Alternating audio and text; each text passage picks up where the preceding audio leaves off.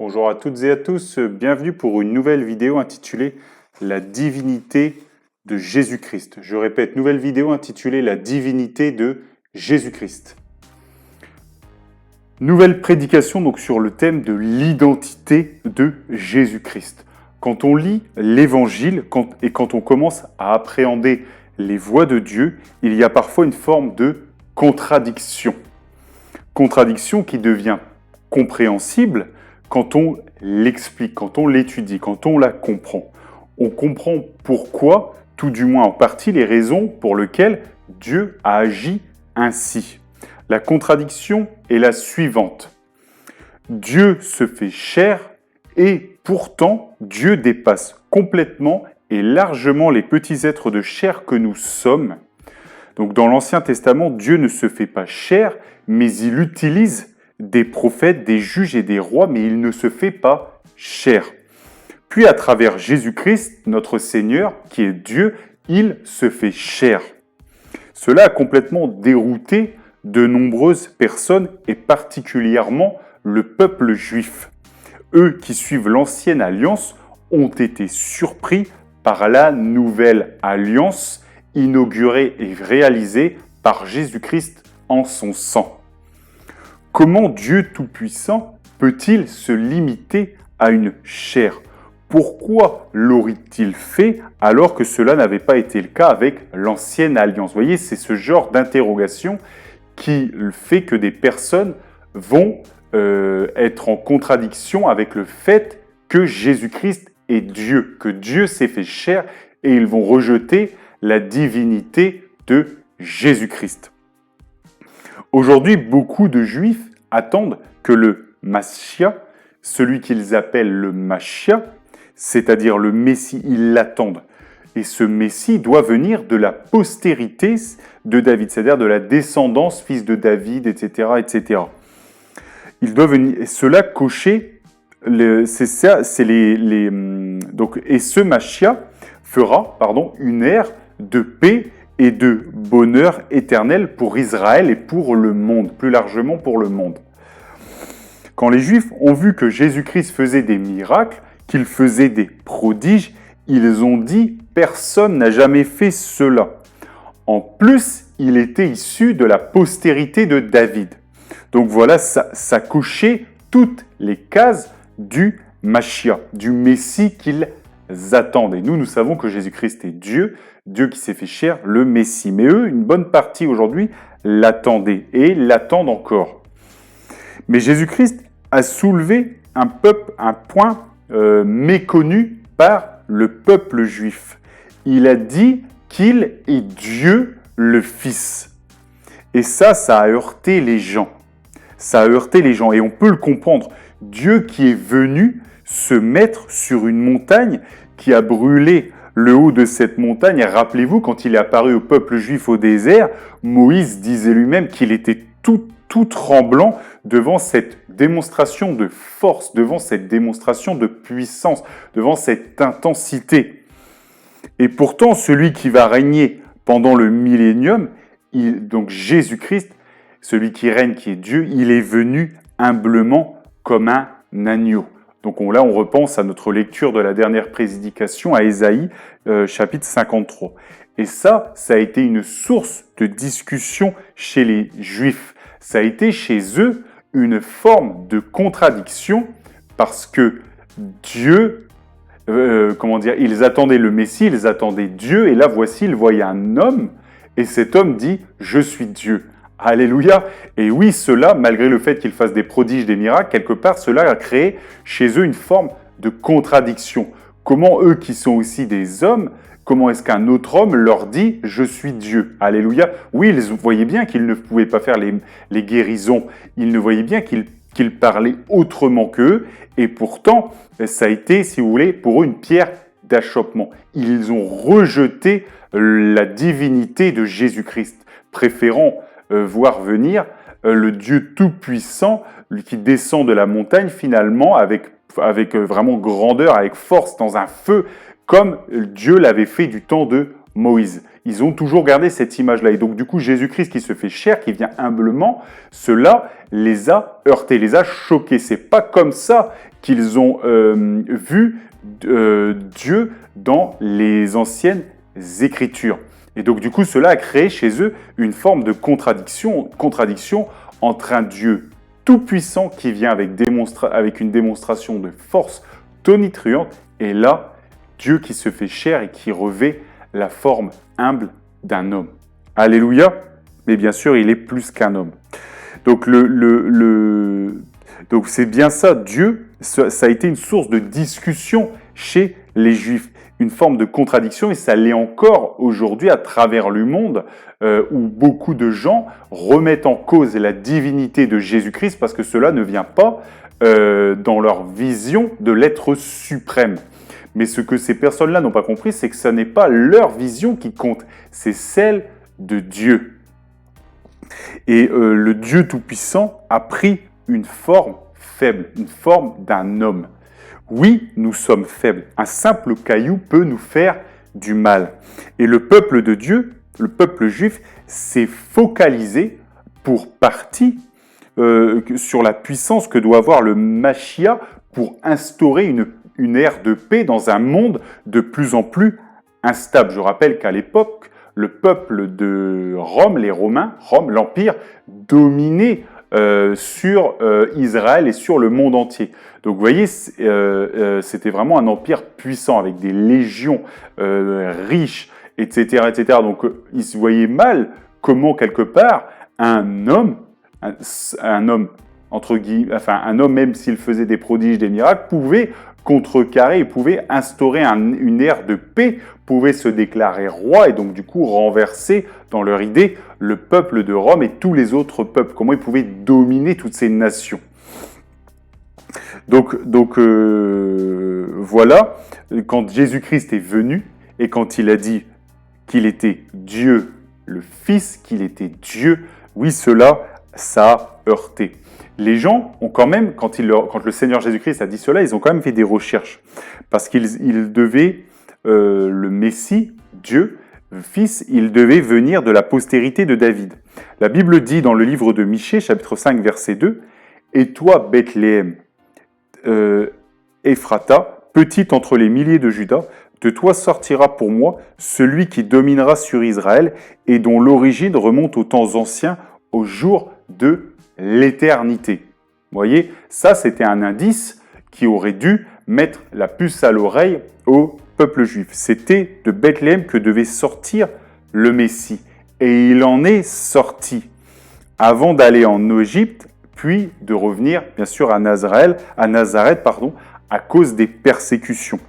Mais vous voyez, il est dit, de toi sortira pour moi celui qui dominera sur Israël, celui qui va dominer sur Israël. Vous voyez, donc vraiment, il est question ici de domination, d'avoir l'autorité, d'avoir le pouvoir sur Israël, et dont l'origine remonte aux temps anciens, au jour de l'éternité. Donc on voit ici quelqu'un qui va dominer sur Israël et qui est finalement éternel puisqu'il remonte à l'éternité. Vous voyez, donc ici on voit quelque part plus qu'un simple homme. Mais pourtant, il doit sortir de Bethléem. Donc, il doit venir de là, vous voyez. Mais ce n'est pas pour autant dit qu'il doit se faire chair, qu'il doit venir et se faire chair. Vous voyez, cela, c'était question à interprétation, en tout cas par rapport à ce verset à l'époque. Et donc, du coup, les Juifs devaient choisir de croire en Jésus-Christ, le fait qu'il est Dieu, qu'il est le Messie, qu'il est de toute éternité, ou de dire, oui, mais bien que tu viens de Bethléem, tu ne l'es pas parce que Dieu, il n'est pas dit que Dieu se fait chair, en tout cas ce verset. Alléluia, mais ils auraient dû, on va le voir recoupé avec d'autres versets, là on va le voir que c'était clair, oui, Dieu devait se faire chair, Dieu se fait chair et Jésus-Christ est Dieu. Ils auraient dû comprendre que que Jésus-Christ est divin, qu'il est l'éternel. Alléluia, mais certains ont occulté les autres parties de l'Écriture parce que leur envie que le Mashiach vienne autrement qu'en se faisant chair, alléluia, elle était plus forte. Et ils se sont fait avoir par leur propre envie et pas par l'envie de Dieu qui est donnée dans les Écritures. C'est la volonté de Dieu qui compte, qui doit s'imposer, et sa volonté est dans les Écritures. C'est pas ce que nous voulons dans la réalisation des prophéties qui compte, c'est ce que Dieu a déterminé dès les premiers temps. Donc, Joseph était un descendant du roi David. Et donc, tout était là sous leurs yeux. Mais des gens, ils ont pourtant rejeté la divinité de Jésus-Christ. Parce qu'on voit bien ici que le Jésus-Christ est issu de Bethléem et il a eu pour père, pour mère, en tout cas pour père bien sûr Dieu, pour mère il a eu Marie, et toutes ces personnes-là sont des descendants de David. Il a eu pour père, donc comme tuteur, parce que bien sûr Dieu a enfanté Marie par le Saint-Esprit. Joseph n'a pas eu de relation avec elle pour que Jésus-Christ vienne, absolument pas, c'est le Saint-Esprit qui l'a enfanté, comme l'a dit l'ange Gabriel à Marie. Elle est tombée enceinte par la vertu du Saint-Esprit. Dieu lui a fait avoir cet enfant, cette chair, et Dieu s'est fait chair. Mais vous voyez donc, mais il était quand même, son tuteur était Joseph. Vous voyez, c'est pour ça qu'on dit postérité de David, parce qu'il était de la tribu de Juda, tribu de David, du roi David. Donc tout était là sous leurs yeux, mais pourtant ils ont préféré, pour beaucoup, rejeter la divinité de Jésus-Christ, car ils n'ont pas compris que le Seigneur, il est venu comme un homme pour que l'on s'identifie à lui, que l'on prenne Dieu en exemple. N'est-ce pas là le meilleur? Ne vaut-il pas mieux avoir un Dieu proche de nous, qui comprend notre condition humaine et qui l'épouse en se faisant chair, plutôt que d'avoir un Dieu lointain? Alléluia! Dieu s'est fait chair pour être proche de nous, que l'on comprenne que malgré notre condition humaine, on est sous sa garde. Et il est là au point de se faire chair pour nous, de revêtir ce corps faible pour nous. Alléluia! Dieu a voulu que l'on s'identifie à lui. Parce que vous voyez, il est dit que tous ceux qui croient en lui seront fils de Dieu.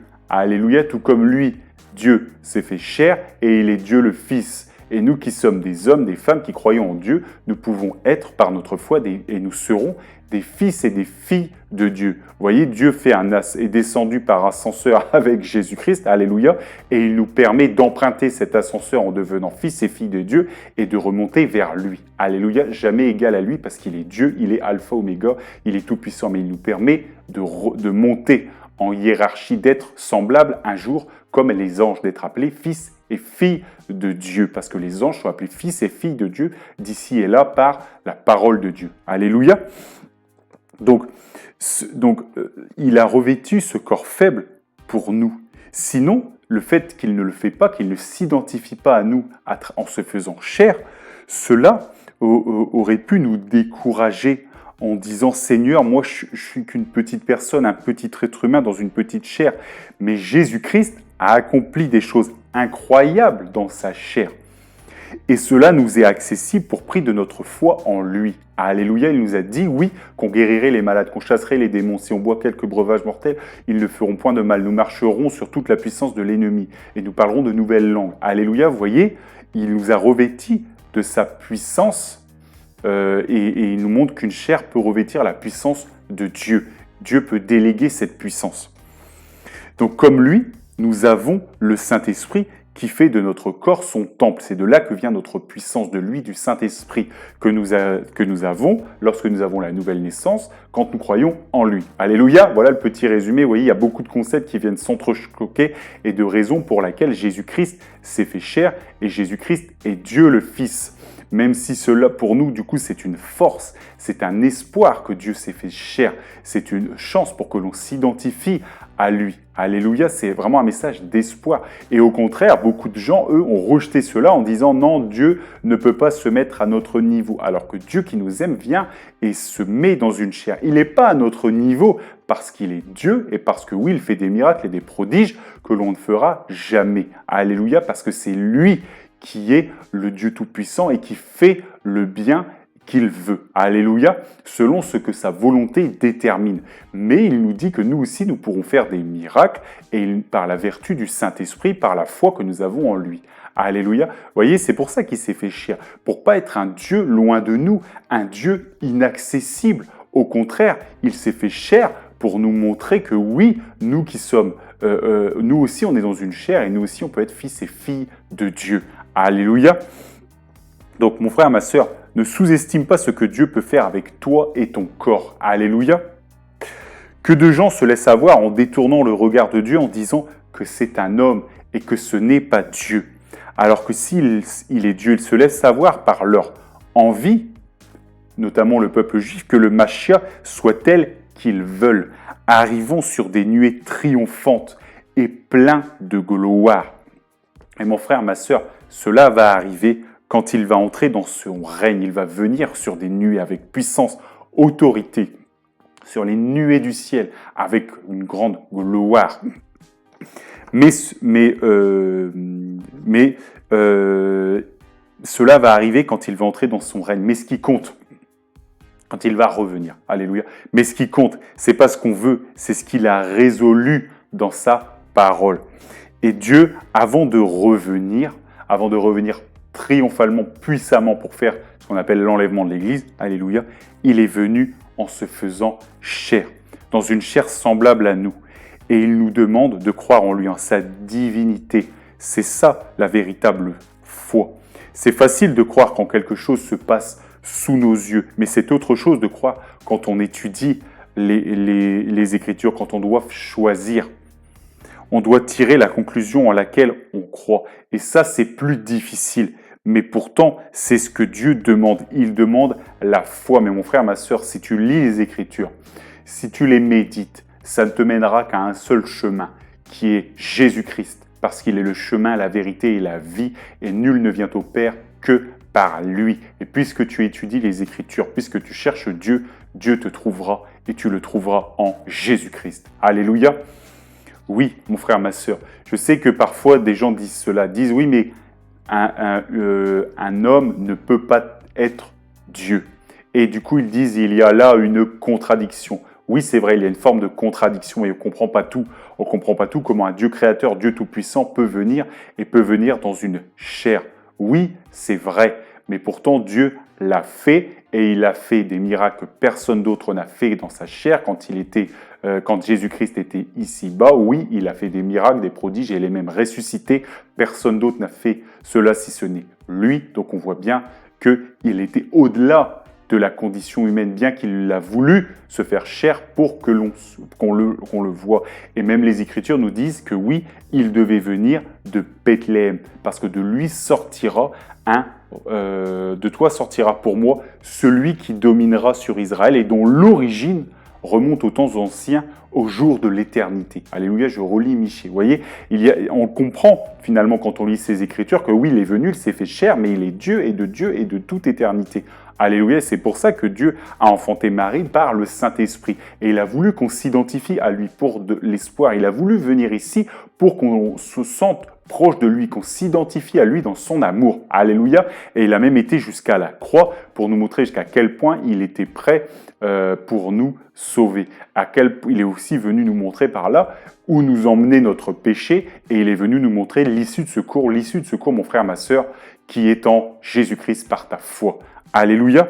Donc cela nous amène à notre lecture du jour qui est un verset vraiment important et qui nous montre justement les gens qui s'interrogeaient sur cela, sur cette contradiction et qui disaient oui mais du coup nous, comme nous avons cette contradiction, nous préférons dire que tu n'es pas Dieu et le rejeter la divinité de Jésus-Christ, il faisait cette erreur. Et là Jésus-Christ a pris un autre verset et vous voyez ça aurait dû ça démontre que Jésus-Christ est Dieu. Donc, Évangile de Matthieu, chapitre 22, versets 34 à 46. Évangile de Matthieu, chapitre 22, versets 34 à 46. Matthieu, chapitre 22, versets 34 à 46. Les pharisiens, ayant appris qu'il avait réduit au silence les Sadducéens, se rassemblèrent. Et l'un d'eux, docteur de la loi, lui posa cette question pour l'éprouver. « Maître, quel est le plus grand commandement de la loi ?» Jésus lui répondit. Tu aimeras le Seigneur ton Dieu de tout ton cœur, de toute ton âme et de toute ta pensée. C'est le premier et le plus grand commandement. Et voici le second qui lui est semblable. Tu aimeras ton prochain comme toi-même. De ces deux commandements dépendent toute la loi et les prophètes. Alléluia. Vous voyez, donc ici, quand on lui pose cette question, bien sûr, il parle de l'ancienne alliance. Il dit, oui, ce que Dieu a dit là, ce que j'ai dit, ce que Jésus-Christ a dit, alléluia, oui, cela est bon. Et cela, bien sûr, est toujours en application. Toute la loi, elle ne dépend que de l'amour. L'amour envers notre Dieu, l'amour envers les gens. Alléluia, parce que notre Dieu est un Dieu d'amour et il demande l'amour. En marchant dans l'amour, on marche dans les voies de Dieu. Oui, il nous demande de croire en lui, de croire en sa divinité, de croire en Jésus-Christ et bien sûr, il nous demande l'amour. Alléluia. Je reprends. Comme les pharisiens étaient assemblés, Jésus les interrogea en disant « Que pensez-vous du Christ ?» Voyez le fameux Machia que les Juifs attendaient. De qui est-il le fils? Ils lui répondirent « De David.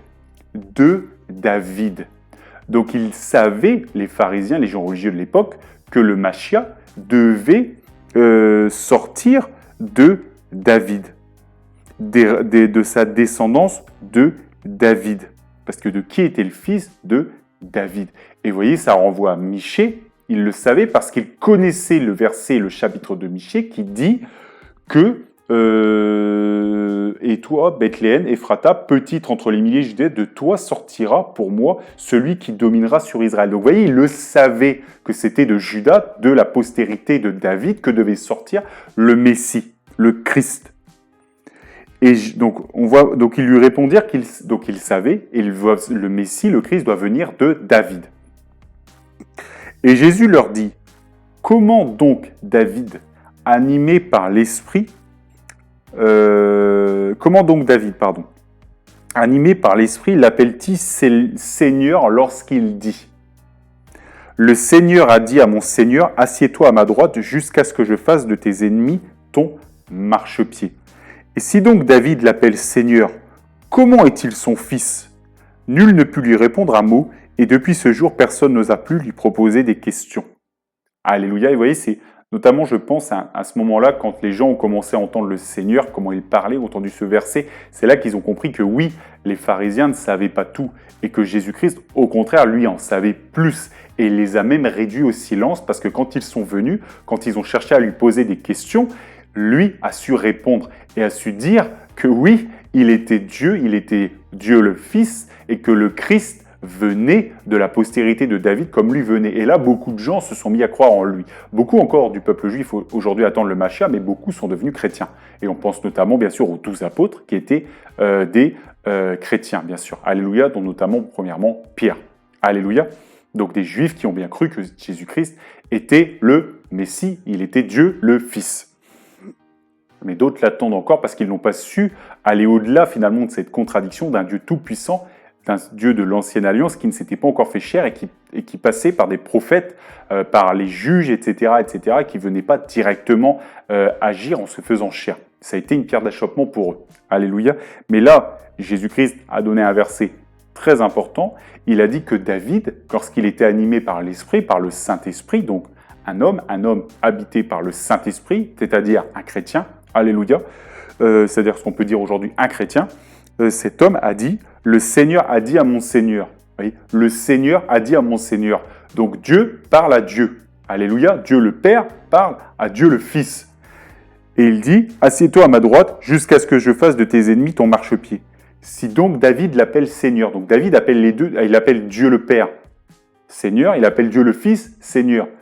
Comment, là la question, comment est-il son fils? Un père n'appelle pas ses enfants Seigneur. Il appelle Seigneur Dieu. Alléluia. Il appelle le Seigneur Dieu. Alléluia. Enfin, il appelle plutôt Dieu le Seigneur. Le Seigneur a dit à mon Seigneur. Donc Dieu parle à Dieu. Et là, les pharisiens n'ont pas su quoi comprendre. Ils n'ont pas su quoi dire. Alléluia, parce qu'ils étaient coincés, parce que c'était la parole, c'était la Torah, c'est l'ancienne alliance, c'est marqué dedans. C'est marqué donc aussi dans notre Bible qui reprend l'ancienne alliance et la nouvelle alliance. Et ils l'ont vu, ils l'ont su, et là ils ne savaient pas quoi dire, parce que la seule réponse c'était de comprendre que le Christ, oui, vient de Juda, oui, vient de la postérité de David, mais il était là avant, comme le dit Michée, parce qu'en plus David l'appelle Seigneur. Donc si quelqu'un vient de la postérité de David, c'était Jésus-Christ. Et ce quelqu'un commence à dire qu'il est Dieu et que tout le monde l'appelle Seigneur, alléluia, cela est logique parce que David lui-même l'appelait Seigneur, bien qu'il soit issu de sa postérité, sorti de sa postérité. Parce que Dieu est un Dieu de prodiges, de miracles, et oui, il prend différentes formes. Il est un Dieu trinitaire, Dieu le Père, Dieu le Fils, Dieu le Saint-Esprit, et Dieu le Fils s'est fait chair. Alléluia. Voilà donc pour l'explication de cela, et voilà donc la contradiction levée, la contradiction expliquée, la contradiction disant que Jésus-Christ est Dieu. J'ai fait aujourd'hui cette vidéo parce que beaucoup de gens, malheureusement, rejettent la divinité de Jésus-Christ, alors que l'ancienne alliance met bien en avant que le Christ, bien sûr, il serait issu, comme je viens de le dire, de la postérité de David, qu'il se fait chair, mais qu'il était là d'éternité. Alléluia. Donc, ça ne peut être qu'une seule chose, c'est-à-dire Dieu qui se fait chair, Dieu qui utilise un corps. Et on comprend encore une fois parce que c'est logique, parce que Dieu veut nous donner de l'espoir, il veut qu'on s'identifie à lui, il veut qu'on croie en lui. Et bien sûr, cela, en plus, bien sûr, il a fait des prodiges, des miracles que personne d'autre n'a fait. Donc cela vient encore une fois appuyer le fait qu'il était bien plus qu'un homme, même si il a revêtu pour nous l'apparence d'un homme, il s'est fait chair pour nous. Alléluia. Et vous savez, frères et sœurs, nous aussi, un jour, nous aurons aussi un nouveau corps. C'est bien ce que nous dit la Bible, nous aurons un nouveau corps. On le voit notamment dans le livre de l'Apocalypse, un nouveau nom, un nouveau corps. Alléluia, ce que Dieu nous donnera. Paul le disait aussi, il disait car il nous faut que cette chair corruptible revête l'incorruptibilité. Alléluia. Donc vous voyez, bien sûr, nous aussi, on va être transformés, tout comme Jésus-Christ a été transformé quand il a été à Golgotha, qu'il est mort, qu'il est ressuscité. Alléluia. Donc voilà, donc tout ça, la boucle est bouclée, et vous voyez, tout ça s'entrechoque, tout ça s'entremêle, et c'est pour nous que Dieu l'a fait. Alléluia. Donc Jésus-Christ est le Machia, et il est Dieu. L'Ancien Testament en parle encore, mais beaucoup de gens, ils ont préféré le mensonge à la vérité. Ils ont préféré un Dieu qu'ils imaginent plutôt qu'un Dieu qui se fait chair. Le Dieu Tout-Puissant qu'ils imaginent existe bien, mais c'est juste qu'il est venu se faire chair en Jésus-Christ pour nous faire passer un test. Il faut le reconnaître. Alléluia, il l'a dit clairement qu'il était Dieu, donc ce n'est pas non plus si difficile que ça. Tout le monde connaît aujourd'hui le nom de Jésus-Christ. Alléluia. Donc mon frère, ma sœur, c'est un test. Toi qui regardes cette vidéo, toi qui n'es pas encore converti, mon frère, ma soeur, je t'invite vraiment à faire tes recherches, à les étudier et tu verras que Jésus-Christ est Dieu, c'est limpide. Et tu verras que les promesses qu'il fait dans sa parole, si tu crois en lui, elles s'accompliront. Essaye et tu verras, tu comprendras et ta vie changera. C'est un test, ne le rate pas, et entre dans la vie éternelle par ta foi en Jésus-Christ. Oui, Jésus-Christ est Dieu, le Fils. Que Dieu vous bénisse dans le nom de Jésus-Christ et que toute la gloire lui revienne.